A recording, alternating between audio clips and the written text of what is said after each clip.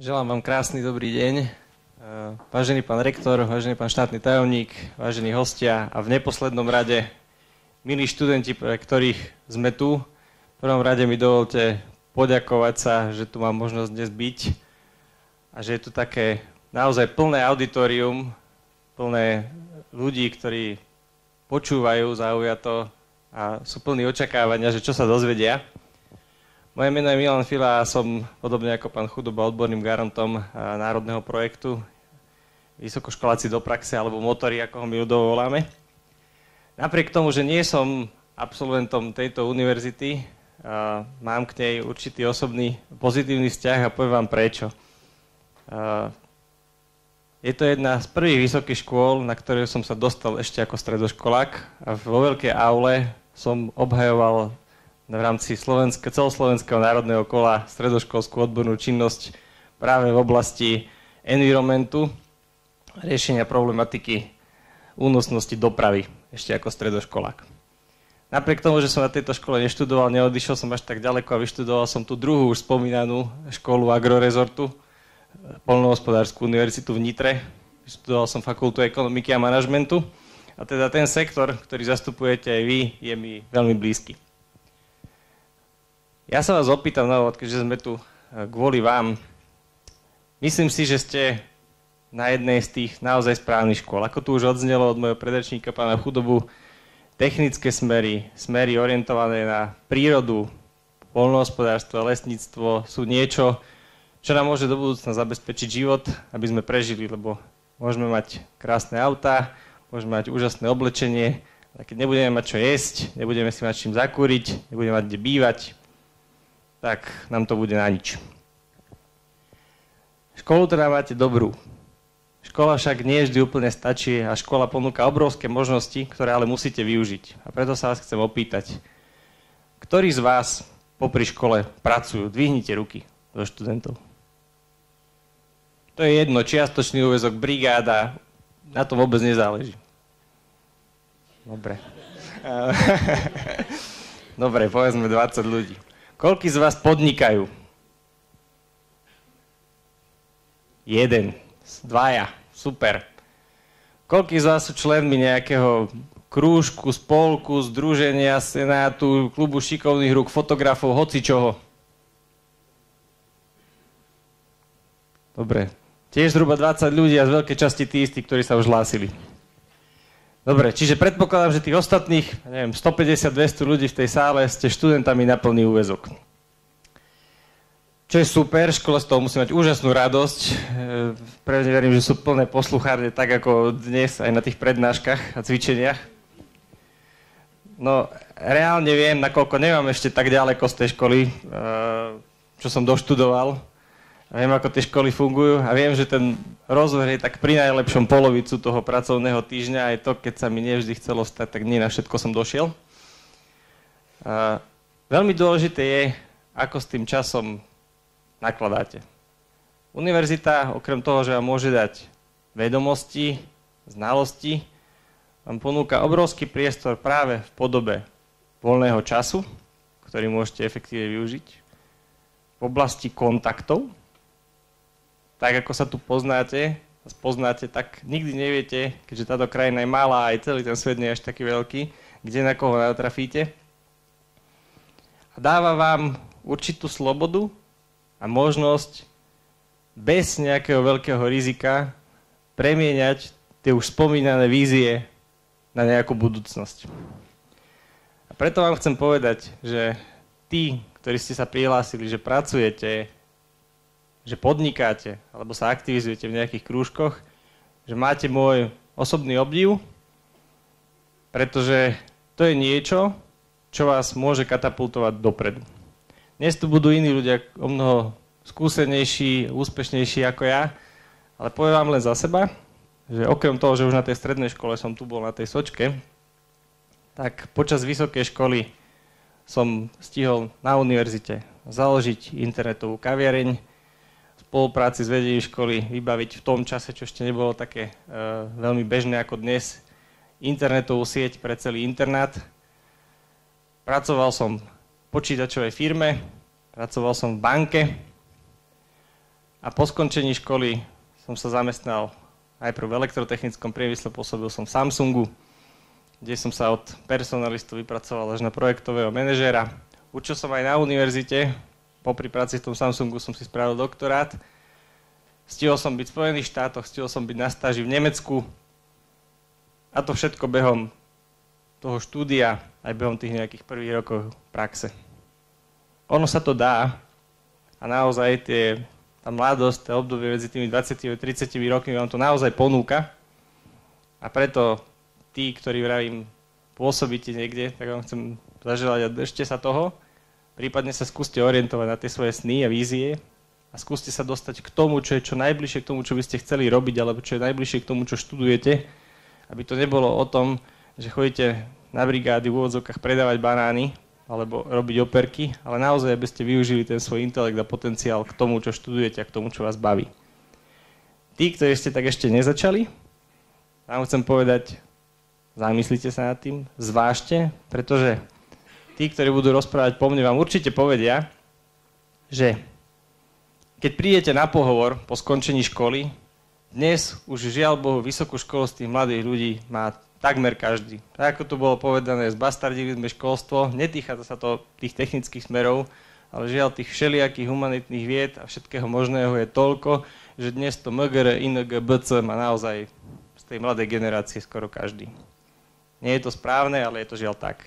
A preto ten zamestnávateľ sa nebude pýtať úplne na to, že či máte vysokú školu alebo nemáte, tá vám tú prácu nezaručí, ale bude sa pýtať, čo viete, čo ste robili, aký jazyk ovládate, či máte nejaké skúsenosti s nejakými procesmi, či máte predstavu o reálnom fungovaní podniku a sveta a či máte nejaké skúsenosti z tej histórie, ktoré vás uprednostnia pred tým zbytkom. A ja sám, keď hľadám ľudí, či už teraz do národného projektu alebo v minulosti v tých podnikoch, takisto, keď som dostal 2 životopisy, a na jednom bolo základná škola, stredná, vysoká, a na druhom bolo taká stáž, taká práca, taká brigáda. Čo si myslíte, koho som skôr volal na ten pohovor? No práve toho, kto tie skúsenosti mal. A práve na to je tu aj ten náš národný projekt, ktorý vám chcem dnes len veľmi krátkosti predstaviť a povedať, čo vám môže ponúknuť. V rámci národného projektu umožňujeme prepájať vysoké školy a podniky, teda zbližovať ich viac s praxou a umožňujeme študentom vysokých škôl, najmä tých končiacich ročníkov, zapojiť sa do či už krátkodobých stáží v podnikoch alebo krátkodobých exkurzií, alebo do dlhodobých stáží, ktoré vám umožnia získať adekvátnu prax vo vašom odbore a z veľkej časti vám umožnia získať aj reálnu pracovnú ponuku. Do dnešného dňa sme za približne 10 mesiacov, odkedy sme tie praxe spustili, umiestnili 176 študentov na dlhodobé stáže, pričom od nového roka máme k dispozícii ďalších 200 voľných miest, ktoré sú určené pre študentov tzv. Perspektívnych študijných programov, ku ktorým patria aj odbory vašej univerzity. No a v súčasnosti je tam číslo, že máme celá 70 konkrétnych nových ponúk a 80 zhruba miest pri tých ponukách. Už to nie je pravda, prezentácia je spred 2 dní alebo spred včera. V dnešnému dňu už tých ponúk máme 96. Zaradili sa tam už aj prvé ponuky pre Technickú univerzitu Zvolen a v priebehu najbližších dní tam pribudnú ďalšie, takže skúste si to popozerať. Aj tie podniky, ktoré vám tu dnes sa prihovoria prostredníctvom svojich manažérov, tiež vytvárajú priestor pre vás, aby ste sa do toho projektu zapojili. V súčasnosti máme zapojených 7 univerzít, 25 fakult a 62 podnikov, v ktorých tí študenti môžu vykonávať tie svoje praxe a riešiť diplomové práce. Do dnešného dňa sme zrealizovali 96 exkurzií pre takmer 2900 študentov, ktorým sme umožnili na 1 až 4 dní navštíviť nejaké podniky, oboznámiť sa s tými procesmi, získať nejaké kontakty a mnohí z nich potom následne skončili v tých podnikoch, či už cez naše stáže, alebo aj mimo projekt v rámci nejakého riešenia diplomoviek alebo aj pracovných ponúk. Zapojených máme 8 univerzít, vrátane tej, na ktorej tu dnes sme, teda Technickej univerzity vo Zvolene. Náš cieľ je celkovo zapojiť asi 3350 študentov, to znamená, síce sme už veľkú kapacitu naplnili, ale stále, najmä v tej oblasti dlhodobých stáží, máme relatívne slušný priestor. A čo ponúkame? Zaplatíme vám stravu, zaplatíme vám dopravu, ak to bude ďaleko, zaplatíme vám aj ubytovanie. To znamená, všetky náklady spojené s tým, že budete chodiť do toho podniku, budeme hradiť my. Ak riešite konkrétnu diplomovku a musíte tak či tak do toho podniku povedzme chodiť, je to možnosť ako na jednej strane ušetriť, na druhej strane byť tým, že si poviete, aj ja som bol súčasťou národného projektu, ktorý je nejakým pilotom, ktorý by mal viesť k nejakému naštartovaniu systému tej spolupráce. A ja som jeden z tých, ktorému sa možno podarí o mnoho jednoduchšie získať uplatnenie na trhu práce. Zároveň zaplatíme náklady na lektorov tak na vysokej škole, kde sa vám môže venovať váš nejaký diplomový vedúci, lektor, mentor. A takisto zaplatíme človeka, ktorý sa vám bude venovať v tom podniku, ktorý vás bude tým podnikom sprevádzať, bude vám zadávať nejaké úlohy, kontrolovať vás, učiť vás nejakým spôsobom a pomáhať vám, aby ste sa na tom trhu práce uplatnili. Takisto plánujeme vybudovanie výučbových centier v podnikoch. Toto je v procese prípravy. Uvidíme, ako sa nám to podarí, nakoľko vízie sú veľké, ale legislatíva, hlavne v oblasti verejného obstarávania, je na Slovensku komplikovaná. Napriek tomu veríme, že sa nám to podarí a že možno niekedy v letných mesiacoch sa nám podarí spustiť aj tie výučbové centra v niekoľkých podnikoch.